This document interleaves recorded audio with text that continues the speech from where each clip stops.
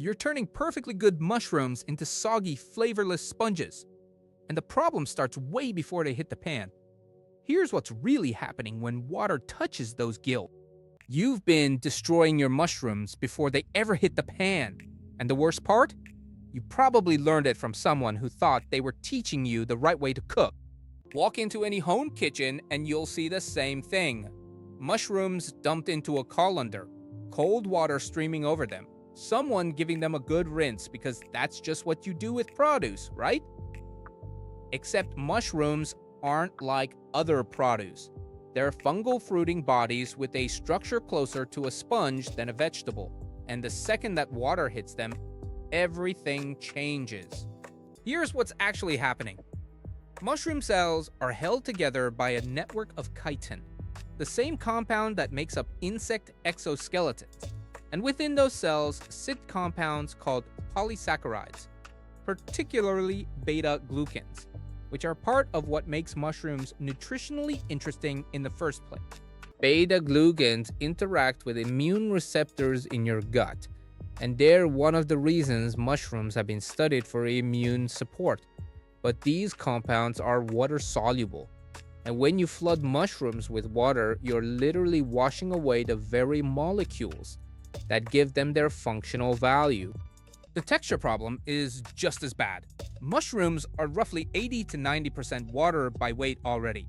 When you rinse them under a tap, their sponge-like structure pulls in even more water, and now you've got a bloated, soggy mushroom that won't brown properly when you cook it.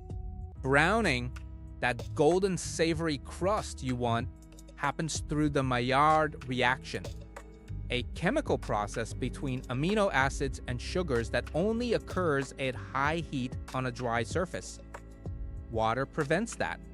Instead of caramelizing, your mushrooms steam in their own absorbed liquid, turning gray and rubbery. And if you think a quick rinse won't hurt, think again. Studies on mushroom absorption show that even brief contact with water leads to measurable uptake. The damage is done in seconds, not minutes. You don't get a pass for being fast. So what should you do instead? Use a damp cloth or a soft brush. That's it. Wipe off any visible dirt or debris with a barely moist towel. Or use a mushroom brush if you want to get fancy, but keep water to an absolute minimum. If a mushroom is truly filthy, a quick wipe under a trickle of water for 1 or 2 seconds. Then immediate patting dry with a towel is the absolute limit. But most mushrooms you buy from a store or market are already clean enough. That light dusty coating, it's substrate residue and it's harmless. When you cook them, use high heat and give them space in the pan. Crowding traps steam, and steam is just water by another name. Let them sit undisturbed for a few minutes so they can actually brown.